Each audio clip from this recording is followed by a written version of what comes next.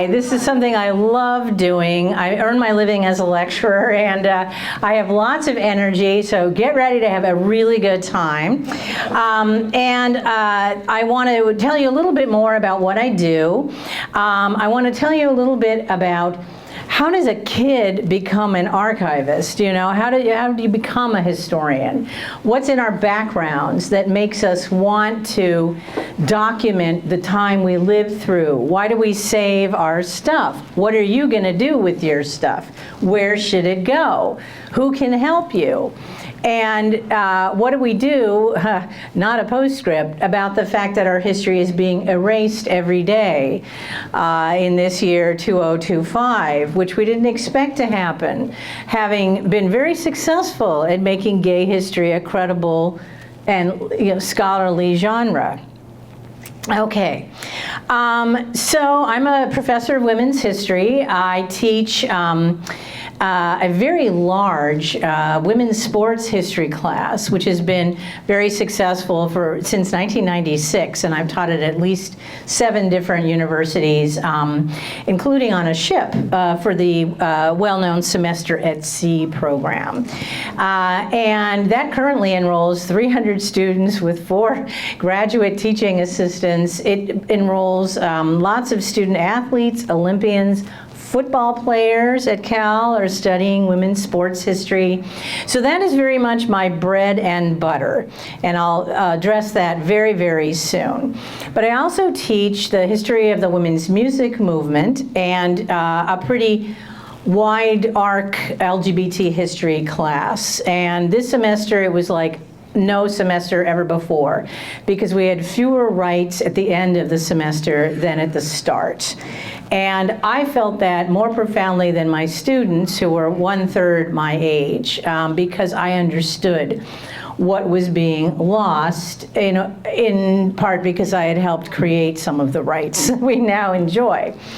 On the happy side, beyond the university, I have lots of roles because of my archiving and my other work and my long-time residence in Washington, D.C. I was asked to be a scholarly advisor to the National Women's History Museum, which is not really a brick-and-mortar Smithsonian space. It's been online for a long time, but now it shares space with the library, the MLK Junior Library in downtown D.C. And people come to us and ask, for guest speakers or help with projects. But one thing we did in the past 4 years was we worked with the U.S. Mint to get women on quarters, right? Some of you might have a woman on a quarter in your pocket, but my question for you today is, do you have a lesbian in your pocket? I do. This is Sally Ride, and you're welcome. You're welcome, okay? Don't anybody walk away with that one. Traveling all over the country, I get Sally Ride quarters at like 7-Eleven in the Sierras, in my change at airports, and that's not the only one. We also have Dr. Polly Murray and several other people who, Eleanor Roosevelt, just saying, okay? So this is a great thing, and it's not something the government can take away. It cannot be taken out of circulation, but save them, okay? Collect them.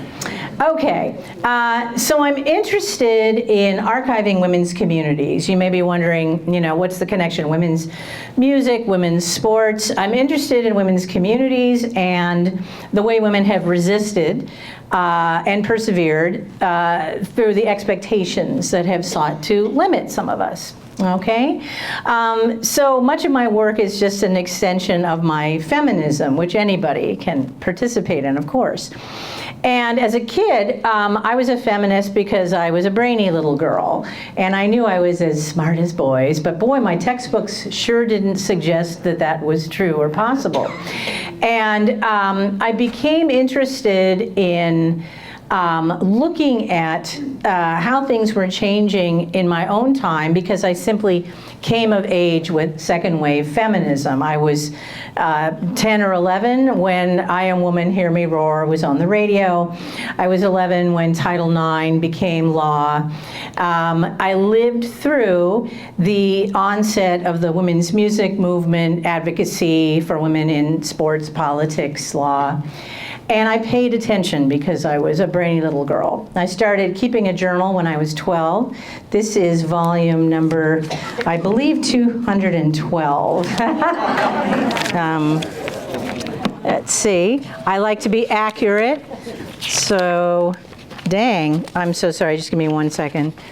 No, that's 210. 211 will start at the end of June, but close. So in writing things down, I chose to describe what was going on in my era where women were gaining more prominence, a louder voice, and were gaining, I hoped, respect for the womanhood that was around the corner for me. And all of this was while I still had a retainer, you know, on my mouth, and, you know, it was it's strange to look back on now, but in addition to keeping a journal, I also began playing with a tape recorder, which would have enormous consequences later on. And I began saving stuff that I thought was significant. If you fast forward to 8th grade, one of the things that I elected to save from that time will be very familiar to some of you. The ugly gym suit.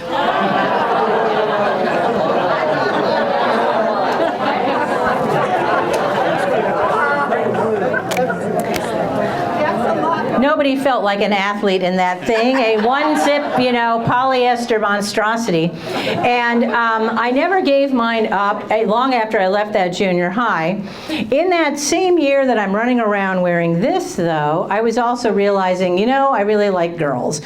And there was no information in our school library at that time. I did go beyond our school library to other places and buried myself in what we lovingly recall as the 301 section, which had information about women and sexuality and gender. And I asked my parents to get me a subscription to Ms. Magazine for my 14th birthday, and my mother was like, why? You know, this is primarily about adult, you know, birth controls or something you're not telling me, and, you know, women, adult women running for office, adult women trying to get diaphragms, adult women, adult women. I said, no, you know, I'm interested in what's going on. And in the back of Ms., there was a classified section where you could send away for information about lesbian identity, and I did. So this is my actual a copy of the Amazon Quarterly from 1975, which was sent to my house in a plain brown wrapper addressed to Maria. Anyhow, but I got the information I needed, and I read it over the phone to my best friend Camille, who, guess what, is gay. So anyway, this is just to say that I started out as a strange little nerd, but these are some of the elements that made me a historian. I commemorated the experiences I lived through, and some of them turned out to be historically significant. They were now framed, how did you get information about queer identity? What messages did you get about masculinity and femininity in the early 70s? Was there anything for queer youth at the time? No. So if you were, you know, reasonably clever, what did you do to start your own treasure hunt? Did you use a public library? Did you turn to books? Yes. Did literature create a mystical world you were not old enough to enter yourself? You bet. Was that safe sex? And many other things. So I read about lesbianism well before I enacted it, and I had plenty of time to think about how I lacked an opening move. I just, everything I knew came out of a book, and so I was the kind of girl who wrote poems to girls I liked and hoped that they would initiate, and eventually, yes. So, okay. So, hopefully, I'm painting a picture. I had very supportive, progressive parents. I had a home in which I could be me. I eventually went to a private Quaker school that was very supportive of different kids and gave plenty of space for writers and artists. And I ended up being the first person to graduate from my college, American University, with a minor in women's studies. And I went on to the first university in the country that offered a doctorate in women's history. And that was Binghamton in upstate New York, a town I had never heard of, but which turned out to have 6 lesbian bars. So, thing about Binghamton is that we were getting excellent training in the university for the tools and practices of being good historians, but even in this highly promoted women's history PhD program, we were not getting lesbian history. We were not getting LGBT history. We were really getting a whole lot of very, very good training in looking at tensions between white women and women of color in American history, the history of slave-owning women, all of the regional tensions in the United States, and a lot about the history of segregation and law, but not as much about this other subculture that I happened to belong to and which I participated in nightly. So it was a curious thing that there were at least 11 lesbians in this PhD program. We were all dating each other, one after another, and we spent our weekends at this very dynamic club called Horizon, which I'm writing a book about now. And Horizon was a private lesbian social club with 300 members from all over New York that had dances, concerts, and a place to go and be yourself and shoot pool. So it struck me that no one thought there was anything important or historical yet about what Horizon was, but I thought there was. So I started writing down at the bar, which people didn't appreciate, like, are you working for the FBI? You know what I mean? But I really wanted to describe what I was participating in. A big part of what we all did for fun and to promote our own culture was going to women's music concerts. That was the hallmark of the late 70s and early 80s. You went to hear Alex Dobkin and Chris Williamson and June Millington and Deirdre McCalla. There were many, many, many women, many of whom were recording with Olivia Records, for which my charming host, Betsy York, served as a willing and able distributor and producer, yes? So, I am living with history this night and last night. So, one of the things about these concerts was that that entire setup of the women's music movement was in place when I came out. I came out at 18, and I could walk right into concerts and music festivals, the largest of which, of course, was here in Michigan. And there was a rapid cult of collecting these albums. Here's one, going to these shows, getting your posters signed, you know, idolizing this artist or that artist. But there wasn't very much being written about what was going on. There was a small underground literature. There was initially a publication called Paid My Dues, which then turned into Hotwire. And these were like the only places besides feminist newspapers in different cities that reviewed feminist albums and lesbian albums. So we had to, all of us, be both consumers and producers of the culture. Okay, you following what I mean? You went to the shows, you bought the albums, you applauded the artists, but you also reviewed the concerts, produced them, they stayed in your home. You were invited to stage a concert, set up a house concert, and help the touring artists. You couldn't just be a passive recipient of lesbianism. You had to make the culture. And so this brought lonely people together. It gave people something to do between girlfriends. It articulated a vision that the culture was more than sex. And it was a great and important alternative to bar culture. Because if you were under 21 or sober or both, you could participate. You could go to a concert and you could see a diverse range of women in your community. You could have a date night. You could get, literature that was provocative about how you could help this or that cause. You could be inspired. I could become a sound engineer. I could become a lighting designer. I could play bass. I could do this. And with me, it was, I could become a women's music journalist and historian. I did not play an instrument, but I knew what I was able to do, and that was write stuff down. So I became the person who sat in the third row describing, how long will this movement last? This is terrific. Everyone is able to meet the performers. There's a star system, but you can meet the artists. They're accessible, they're giving workshops, they're giving important messages at the mic between songs. Ooh, write those down. So the material that didn't migrate onto albums, I thought, was historically important. Wow, listen to Holly Near talking about the militarization, and listen to Toshi Reagan say, you all need to register to vote. Listen to this artist say, arts funding for the schools is being cut. What are we going to do about that? And I had noticed this trend at a pretty early age. Like I said, at 11, playing with a tape recorder, back when I was a kid. When I was a kid, just confessing, my parents belonged to the committee to impeach Nixon in the state of North Carolina. So they got all this literature that was on the coffee table at home. And we went to see Judy Collins in concert. And I had every album that she had ever recorded and knew all of her songs. But in between singing,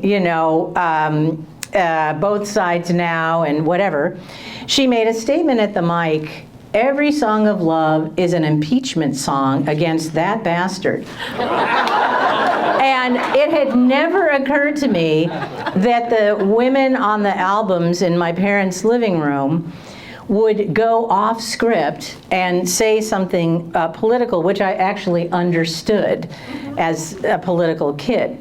And the summer after this concert, I had my tape recorder on to record Nixon's resignation speech from our TV, our little black and white TV. So everything sort of came together. I was aware that speeches are historically important. You can capture them with memory. I have a photographic memory, so it's easy for me to remember stuff. You can write them down, and you can, for perfect accuracy, you can tape record. Okay, so back to grad school. I invested in a battery-powered Panasonic, which I still have, and I started taping entire women's music festivals verbatim. I didn't ask anyone's permission, and I didn't use any of the material in any public way. I would make 7 or 8 tapes of what I thought lesbians were saying in workshops and in speeches and at the mic, and I'd go home at the end of the summer and hand transcribe everything on each tape, and then I'd go back to the next festival and do the same thing. So eventually, I had 490-minute tapes and 400 pages of lesbian culture spoken at the mic since 1986. That's what I'm trying to write about now. Okay, so this became something I did on my own dime. I was not paid, nobody asked. I thought the whole culture could disappear any minute, and I wanted to bottle it like wine. And this was, at first, that combination of being trained to be a historian at a time when nobody valued lesbian history, and also participating in a community I loved and wanting to study it and get it into the record. Okay. Meanwhile, I was going to be earning my living as a professor, and I developed what I thought would be a really exciting way to talk about issues of gender, and that was teaching the history of sports.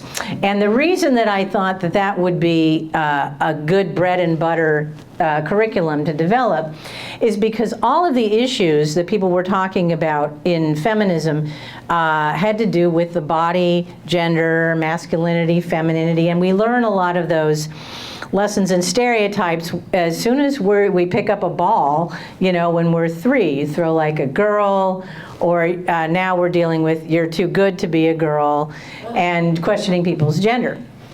So one of the things that I thought would be an outgrowth of looking at women's communities, looking at how lesbians are harassed and yet persevere, and looking at where this could become a historical subject that hadn't received enough attention, I thought that introducing a course on women's sports history might not only attract an unusually diverse range of students, as it has, but it might help students who were struggling academically do better and maybe even become history majors if they saw themselves.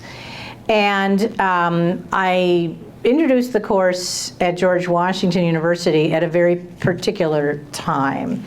There was new interest in women's sports because we had gone to the Olympics, and women had brought home more gold than men and had won the Olympic medal in basketball, and the result was 2 professional women's teams, one of which is still ongoing, the WNBA.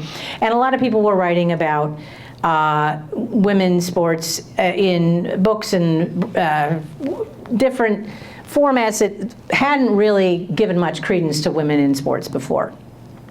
So here's something important, though, to know. This is all in the book, What's the Score? I went to a game that was supposedly like a homecoming weekend kind of thing. This is when I was teaching at GW.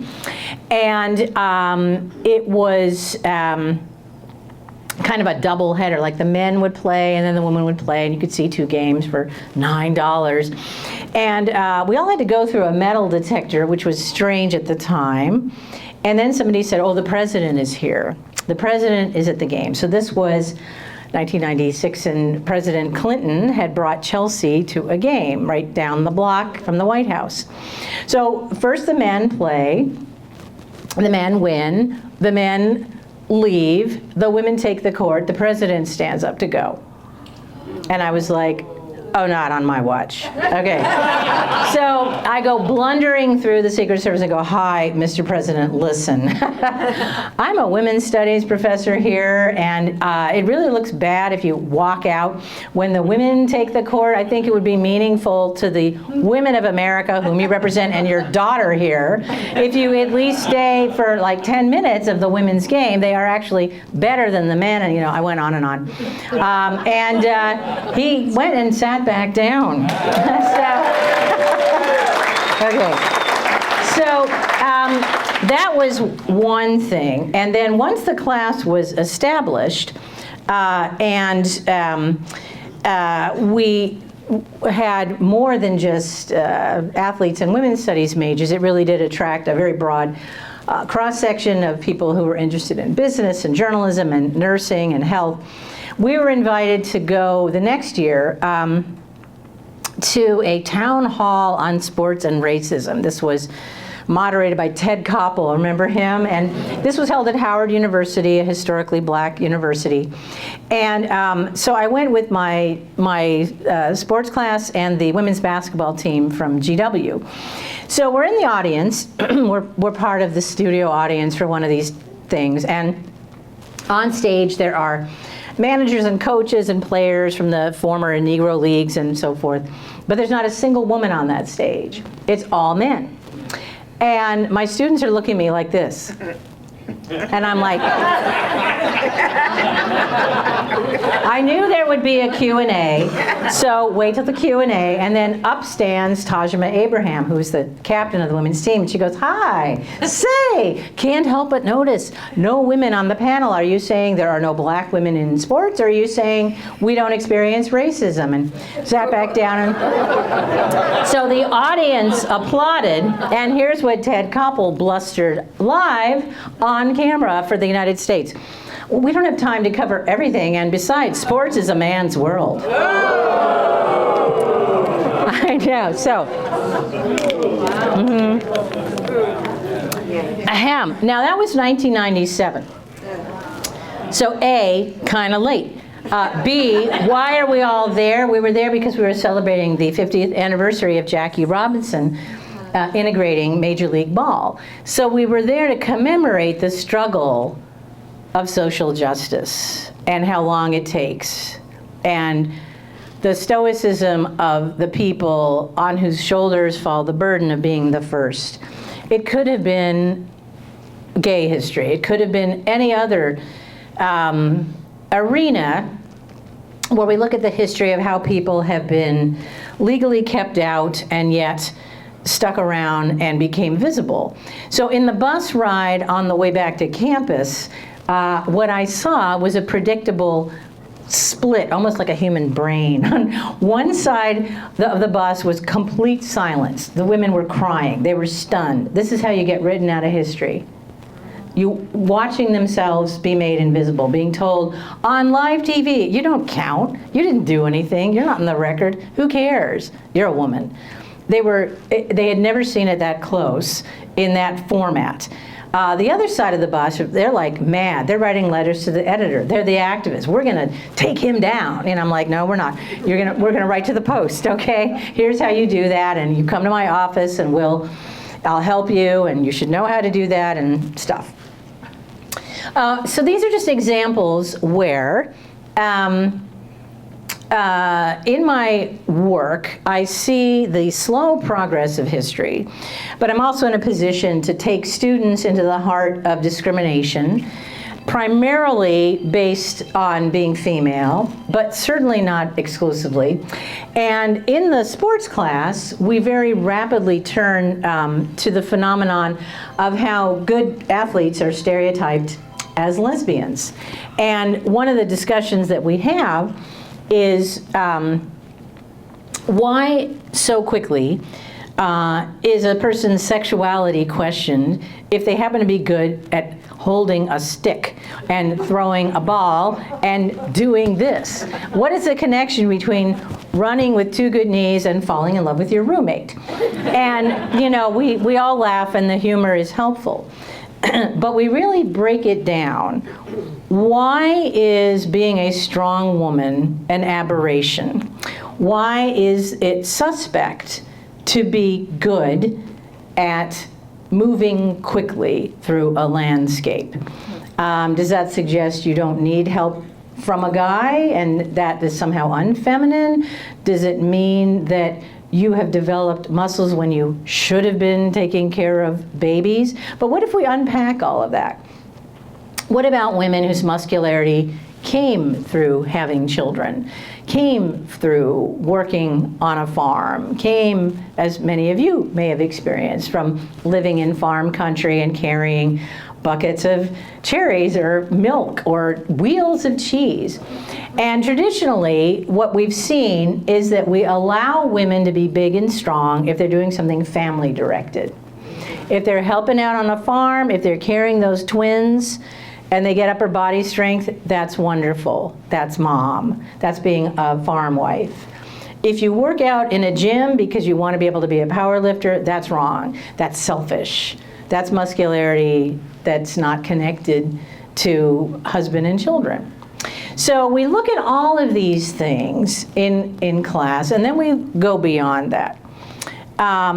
Why did women's sports start taking off in a way that they did, with a kind of unwritten rule? It's great you're doing so well, you're going to be family entertainment. You're going to be the tickets that people can afford.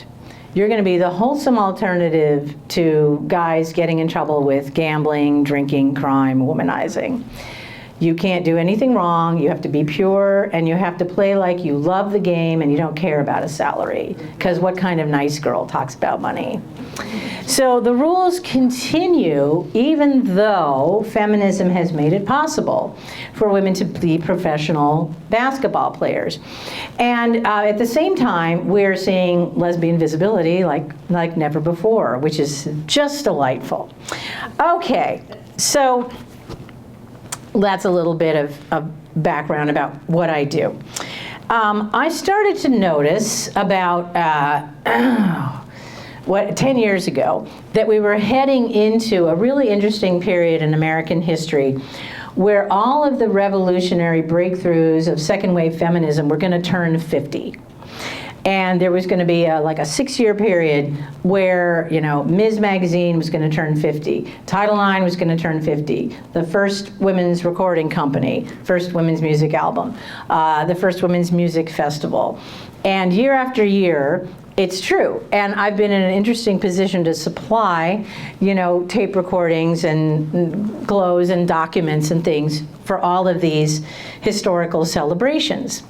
At the same time, I'm keenly aware that the lesbians I've been writing about and worshiping all this time are aging.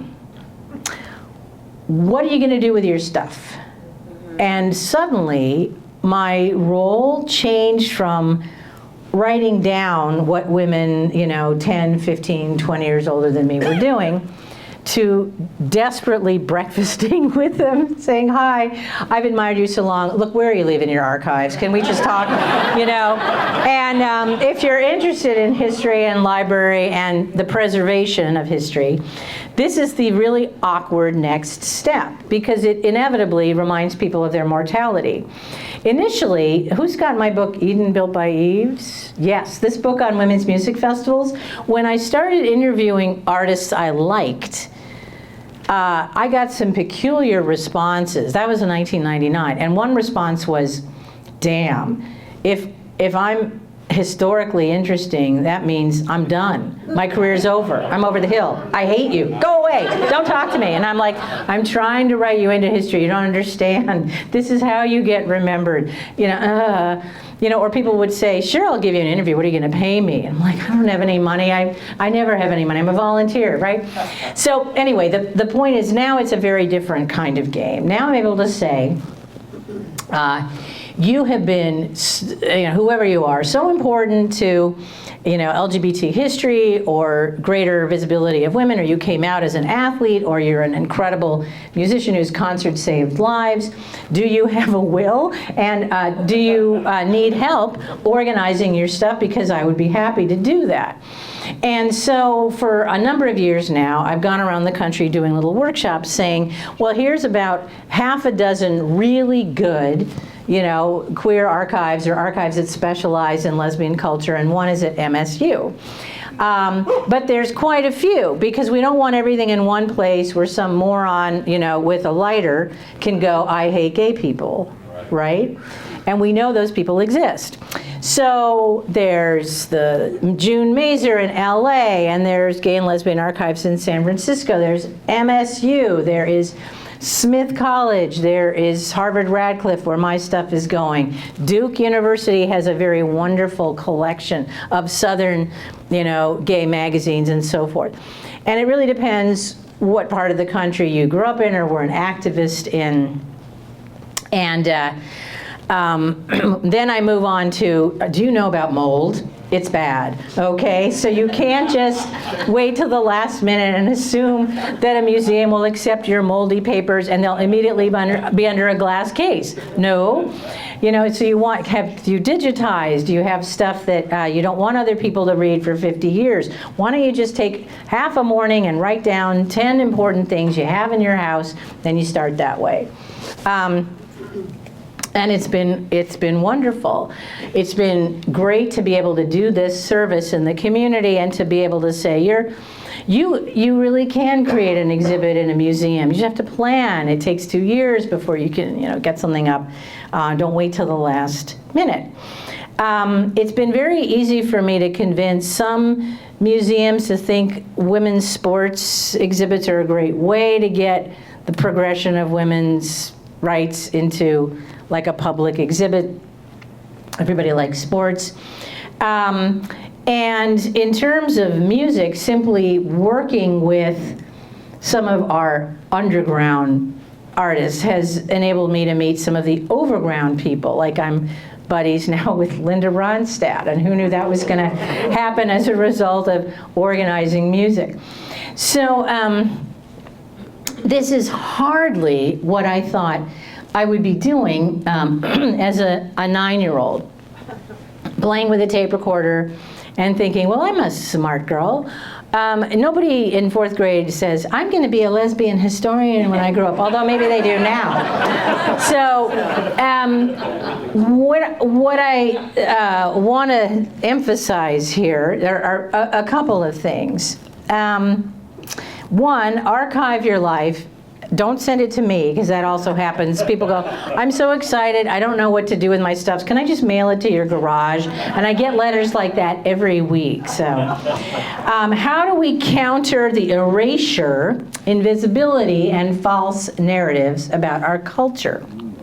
Answer, nothing about us without us. We have to participate in history exhibits. The one you have here is fantastic. Our experiences are being, erased where they had been uploaded so recently, and our eyewitnesses to many of the post-Stonewall actions are aging and being shoved into a new closet. And this is a recipe for the disappearance of important elder voices. So the problem, I'm sorry, I got hair in my mouth, floating around. Okay, the thing about dealing with the current administration is much larger than I have time to address today. But only a few years ago, I was telling people, isn't it great how friendly the federal government is to the gay community? Wow, we have an exhibit on Stonewall at the National Museum of American History. I helped get an exhibit on lesbian music into the Library of Congress, and an exhibit on Olivia Records into the Smithsonian, where it was one of the most popular exhibits ever held there, the first to be translated into both Spanish and American Sign Language. And all of that is being taken down. The fact that it existed is terrific, and some of that has been videotaped, and those tapes have not yet been taken down, but that could be the next thing. The actual, and then the recording of the actual can also be disappeared. We have an internet, but it can be controlled and manipulated and robbed. So it's really up to private organizations and individual people, and people who can fund through their own pockets whatever kind of preservation of materials you wish. So the easiest thing to begin with as an individual is to say to yourself, what role have I played in moving forward gay rights? I'm saying gay as an umbrella term, or very specifically lesbian rights. What did I do? Did I belong to an organization? And where are those newsletters? Did I save them? Do I have that signed poster from that concert? Do I have that signed book from that, amazing activist who's now gone? Do I have something else that might be considered historically meaningful? A bumper sticker from an AIDS, rally, or something from the funeral of a victim of a hate crime. Whatever it is, you make a list of what you have, and you tell a little story. And what archives love is if stuff arrives clean, organized, 1 or 2 boxes, and you explain what's there. So it's not that mysterious. Now, what am I going to do about these 200 journals that list every girl I ever loved. Do I go back and, censor? I just can't. I try to think that I've written kindly about everyone. But there are also these haunting ethical concerns. Have I retained materials that could be hurtful? Where this works against the community is when families attempt to prevent archives from being saved because they're ashamed of a gay child, or they want to lie about this member of the family, and they rush to take away all of the person's drag outfits or their diaries, or they forbid the retelling of a life story to include the person's partner. So there are always these roadblocks to authenticity and truth. But people are better prepared than ever before in history to tell their own story, because we're all equipped with these little phones where we can video record ourselves while waiting for a bus. Everyone has anthropological and journalistic tools that no one ever had before. Anybody can be a reporter. Anyone can be a historian. You have a tape recorder the size of a cookie. And how I would have loved something like that when I was 10. I'm walking in these marches with this huge thing and changing batteries, And one of the things about taking time to think of yourself as an important part of the movement is because the everyday is the part that gets left out. I'm going to wrap this up in a minute, and then I'll take some questions. But something that I wanted to make sure I mentioned is a good friend of mine who writes about baseball history pointed out, we tend to see minority history as a series of oppression, hero, victim, hero. Everybody hated them, and then one day one person became famous, and now everything's equal. That's really not how we all live. She was writing about Negro League baseball, but what I see is also, there was oppression and people went to mental institutions, and there was Stonewall, and now we have bars, and now there's pushback. Okay, so the everyday, how do you live your life? How do everyday people who are not famous, but not ground down, create community? How did you create the beautiful community you have here? That's explained on the walls of your nice history exhibit. But elsewhere, I really have to convince people, your life mattered. And they, I didn't do much. Well, I volunteered at the blah, blah. And I'm like, well, you're probably the first lesbian role model some kid knew. What, was important to you about the work you did? Well, I was able to be myself. What does that mean? Well, I could wear jeans and plaid flannel shirts. Aha! So you were a role model, and you were true to yourself. And you did that what years and what town? So you're part of the story of the everyday. And the thing that fascinated me when I was a little kid and made me start writing about history was simply I thought trends were cool. This year we're all wearing Levi's with the red tag, and then last year was the orange tag. Why is that? We're all wearing, this crummy perfume that's 15% SPF alcohol, and last year it was called something else, right? We're reading Mad magazine, but now we're going to graduate to, another thing. And the what's called material culture was of great interest to me. What are we eating? What kind of gum are we chewing? What are we listening to on the radio? Well, all I did was migrate that into gay history. What are gays wearing? What do our t-shirts say? What's the in and out haircut? What is gay food? And there are answers to that.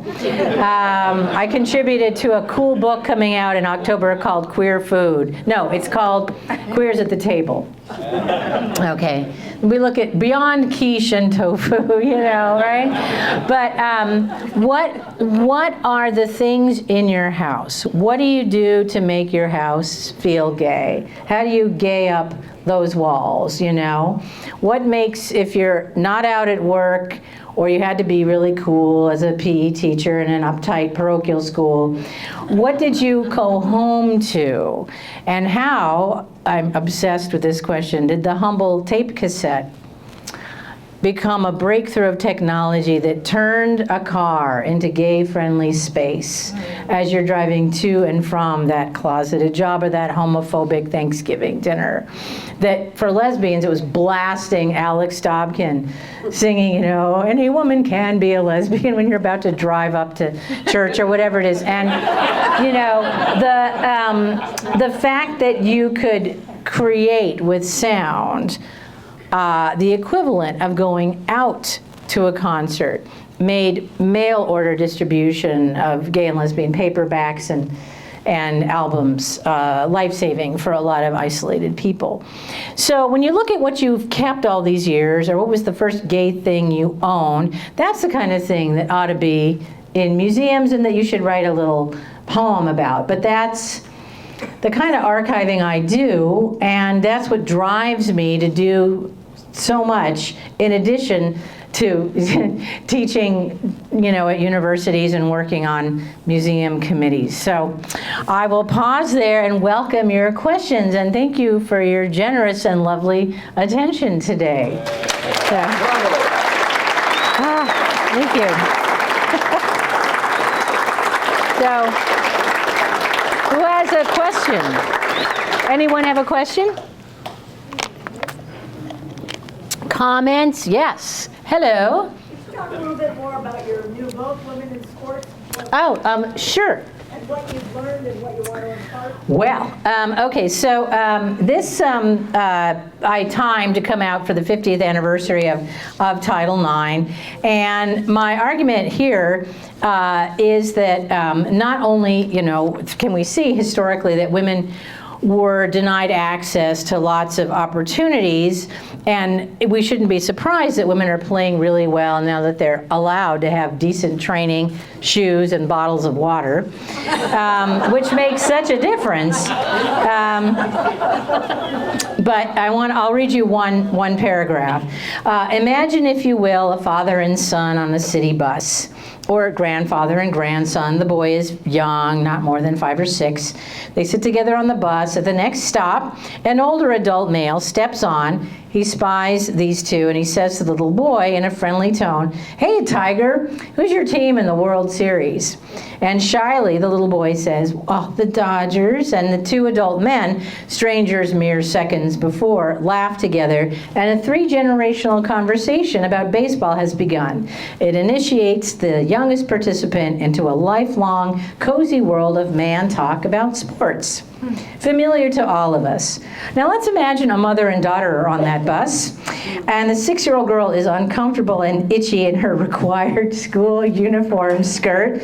Next bus stop, an older woman gets on, sees the little girl, and shouts, "Hey there, cub, who you favor for the Super Bowl?" And heads turn, a crazy lady, okay? The mother covers her daughter with a protective arm. Okay, passengers aren't acculturated to view this moment as 3 generations of athletic women having a normal conversation and bringing a little girl into the fold. We don't expect women to initiate, share, participate in, or pass along sports literacy. In other words, except on a few annual or Olympic occasions, we don't expect women to know the score. So that was my point. Thanks. I had fun writing the intro. I've often remarked that only in an affluent country can you afford to have half the population, you know, be ignorant and think that that's adorable, you know. So when I grew up, it was cute if girls were bad at math or couldn't do sports or didn't understand science. And I'm like, what arrogance, you know, we need everybody. And of course, those girls were very talented, but they were made to feel there was something too masculine about being able to comprehend STEM or, you know, shoot hoops. So once we move beyond being afraid of sports literacy for girls as well as boys, then we will produce many more Olympic winners. So anyway, thank you for that nudge. Other inquiry? Yeah, hi. Hi, I was going to say, in school, were you made fun of because you were more intellectual than the other women?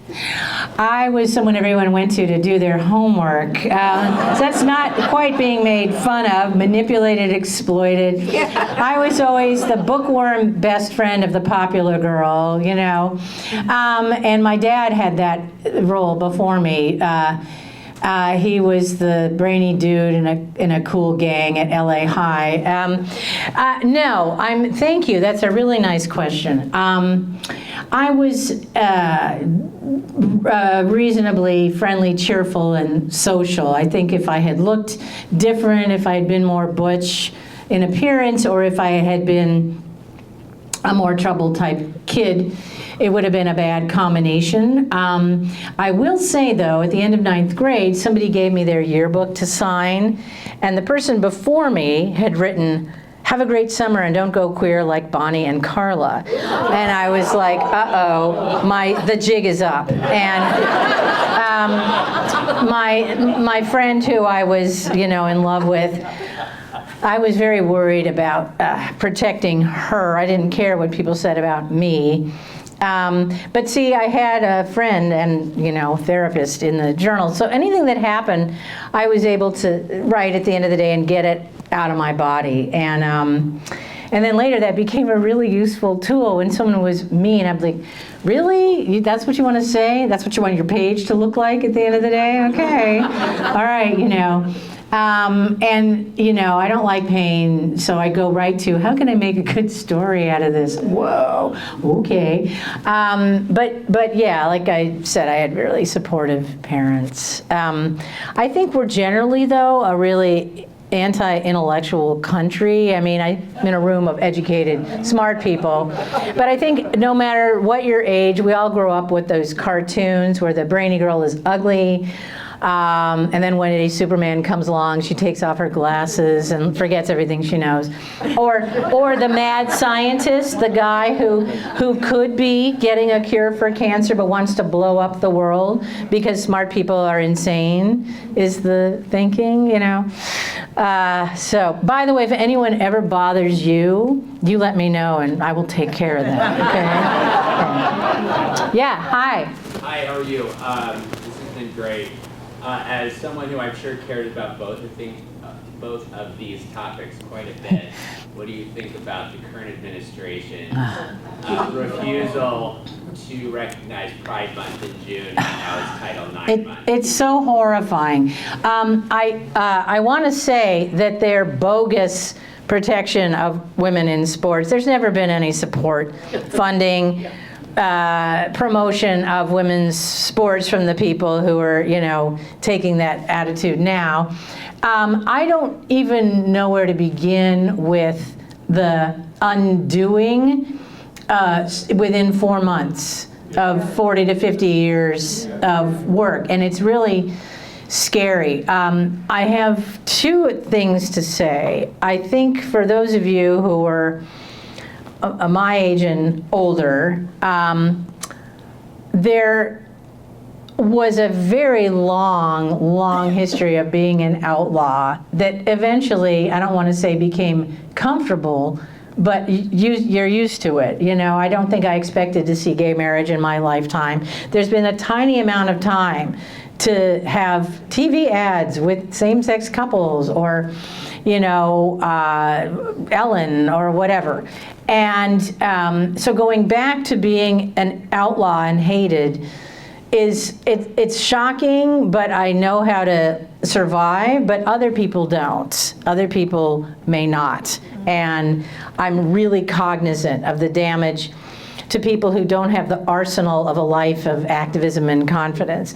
The other thing is that toying with history is never a good idea because too many people now are educated historians, and we have generations of people who are trained in women's history, gay history, black history. So to say that never existed, we don't want to talk about you people, children are never going to know about you. No, we have parents with those books in the home, and we have libraries with those books on the shelves. What is the problem is that you become felonious for being literate and for saying, actually, no, this happened in 16, whatever. And I don't know how to protect people who are vulnerable from getting in trouble with the law because they want to talk about slavery or something. In terms of what just was announced today, that they're going to scrub Harvey Milk's name off a naval carrier, I believe that a whole lot of people in California will have something to say about that. We do have a Harvey Milk terminal at the airport I flew out of to get here, and I think what we'll see more and more is states taking independent action, and then the president taking money away from those states, and then those states fundraising privately to bring the money that is needed back, and just a tremendous waste of time. But I have faith in the intelligent people. I just think that, you know, the long view is somebody's kid is going to come out in one of these administrative families, and someone is going to turn and then spill the beans to the media, and then more and more people will feel like it's safe to resist. Someone will be a martyr, or feel we've gone too far, I'll speak up. But we can't wait much longer for that to happen. So I'm very fortunate because I'm employed at Berkeley, where I have had no trouble being, you know, lesbo McLes in the classroom, and like no one is threatening my job. And as long as that lasts, okay, you know. And the students do well, and my evaluations are good, and that, you know, people can't come along and say you're a failure or something like that. But the real question is whether, let's say, students come under pressure for having a class like mine on their record, you know, like do they fear they can't take LGBT history and then apply for a job at something. So then you end up with very self-selecting students, which I had in the first place. I mean, it's been a really nice progression to have 3/4 of the football team, you know, taking women's history. And, you know, and I need to be mindful of my own stereotyping there because, you know, I was worried, are these guys gonna, you know, push back? Wrong, wrong, wrong. Your average college football guy is the son of a single mom. He knows all about working women's struggle. He's a champion of wage justice. So shut my mouth. I mean, these guys were great. They wrote brilliant papers. They're super respectful. I became an honorary coach and sat on the bench and all this other stuff. And, you know, I ended up reading a poem at the bonfire where we torch an effigy of Stanford and all this other stuff I don't even believe in, you know. And it's so horrifying. So anyway, other questions from this hemisphere of the brain? Yeah. Yeah, I was curious, because you have a long history of recording your life. What do you do with modern technology? How do you incorporate that into your own personal archive? Well, my God, poor Ingrid. I came in here and said, I don't want to wear like a headset because I'm not acculturated to that kind of a microphone. I am like so 20th century. So you are correct. The Schlesinger Library at Harvard Radcliffe approached me in the 90s and said, you know, we heard you give a talk at a conference about your tape recording. What are you going to do with those tapes? We want them. So they gave me a contract light years ago to put us in your will. And then they said a couple years ago, you know, we can't digitize everything, but we can digitize like the first $3,000 worth of tapes for you. And they began by scanning the transcript that I had, which was like not on a file, but it was like individual sheets I typed up every summer. So the transcript of what's on those tapes is already digitized and in the cloud, and that's safe. The tapes are in good shape. I did have to get a climate-controlled storage center when wildfires licked at the door of my home in California 5 years ago, and I was like, this won't do. I need to get the women's movement out of my house and into, you know, a nice space that the Museum of Art and History in Santa Cruz uses the same storage site. That was good enough for me. That's where they store the extra carousel horses for the historic merry-go-round on our boardwalk, which was in the movie The Sting and stuff. Good enough for me. So I still am actively using those tapes to write. I mean, I'll play back material, people come to me all the time, can you tell us what year so-and-so performed, and did she really say that provocative thing? And I'm like, let me look it up. The quality varies, you know, we're out in the rain in a field, and there's always someone next to you laughing loudly, or let me just share this tidbit. Tracy Chapman performed on the day stage at the Michigan Festival in 1987 before her album Fast Car came out, and I have what would be a really good bootleg of that, except you hear my mom at the festival next to me on a picnic blanket screaming, "Why don't you pass that joint over here?"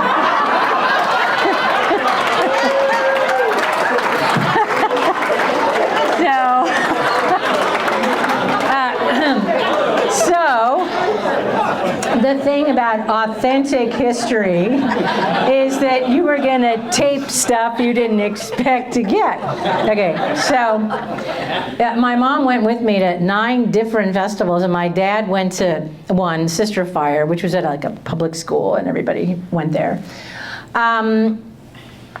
In another answer to your question is I have stopped tape recording at indoor events because there's usually somebody filming or somebody digitizes it and puts it up on YouTube. I mean, other people with better equipment are now doing what I started doing. What I have that's valuable is the stuff that's all pre-internet, when hardly anybody was preserving. And I was very respectful when artists said, don't tape my shows, buy my albums. I didn't tape music, I taped what people said. And what they said is very illuminating. And what is of interest to me is a lot of the criticism of feminism, that it was just white feminism, or that there wasn't any action around anti-racism. There was a great deal, and I went to those workshops and taped them. And part of what I'm interested in is showing the range of intersectional workshops that we actually had. We had speakers, and the requirement at some festivals was that if you were on the crew, you had to do 3 days of intensive workshops on unlearning biases and learning disability awareness, or learning ASL. Dated 2 different interpreters. Oops, I'm coming apart here. One thing about deciding how to move forward with interviewing people. Now, generally, when I work as a historian at some events, like the forthcoming Lesbian Lives Conference and the National Women's Music Festival in Madison, at both of those, there's like a student intern videographer with film equipment, and I have a table where people sign up to be interviewed, and I just ask them questions, and somebody else is taping and historicizing in terms of technology.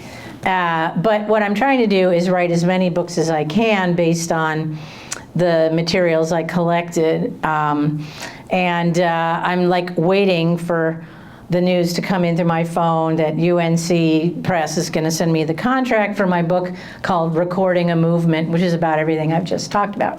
But they could say no because of the times we're in, or they could say yes, we would love to have you, and it could go either way. So that's also important to acknowledge, that we can't take it personally. We didn't do anything wrong. We're not bad. These new insults, erasures are not because we are bad people or deserve to be punished. That is a very puritanical, weird trip. It is easy for me to say, with a strong, healthy ego and a lot of confidence, don't take it personally, but I do a lot of hand-holding with my students. who are shocked. We all have to be able to acknowledge when there's that ground down feeling. I did 40 years of activism for this, you know, and you need to know what are your guilty pleasures and things that bring down your blood pressure. And I usually talk with my students about having those tools anyway as stressed out college students. When I lived in DC, I would just tell everybody, go to the zoo and look at the panda. And you'll go, oh, everything will feel good. You know, but for some of you, it might be your collection of Pez dispensers or whatever it might be that brings you joy after a long day of countering homophobia. Anyway, let me take like one more question. Yeah. Hi, Bonnie. Hi. Izzy from Ohio. Hi. Hi. So we worked really hard in building the festival, trying to build intergenerationally, and now after the pandemic, that's not coming back. How are you finding, like, working with college students, bringing history forward and getting that intergenerational connection and build?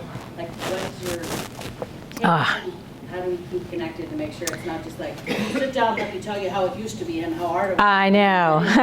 From each other. Well, honestly, even though I am older and older than my students as years go by and they're still always, you know, 19, I have a really good connection to how I felt when I was 19 and coming out. Although it might seem antithetical to what you're describing, just saying, let me tell you about what it was in my day. I find my students actually are delighted when I bring in like an album or gay comics 1 through 12, all of which I have, some of the underground feminist comics, lesbian comics. They had great names, women's comics, Tits and Clits, and the more authentic material I bring in and loan, the closer I am. I mean, I have lost a few things, but I'm pretty careful. I'll loan out things that either I have a duplicate or I trust the person.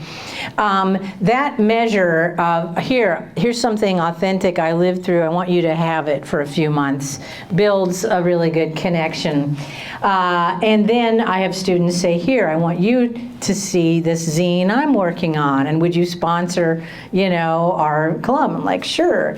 So the best experience is in the women's music seminar. I bring in actual artists who talk about, you know, what it's like either to be have lived through sexism in the recording industry, or women who were in the union as light and sound engineers, and that's just been spectacular.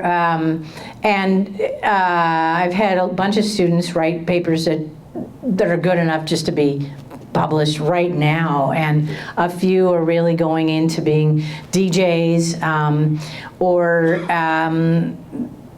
interns with other organizations. I mean, this year the theses that I advised were super sophisticated, and they were all about really big, painful issues like women in prison and issues of housing, but also women in country music trying to politicize country music and everything you could think of. So it's a complicated question. I think some of the breakdown generationally happens because I tell stories about when I was young, not necessarily it was better then and it's bad now or something like that, but more like, okay, well, so here's the clubs where we went out and danced. It looked like this, and here were the problems, and here's what they were called, and here's something from my journal the night I went out, and, you know, drag kings are throwing lollipops at us, and those descriptions animate the possibility of what could be from the perspective of what was, so.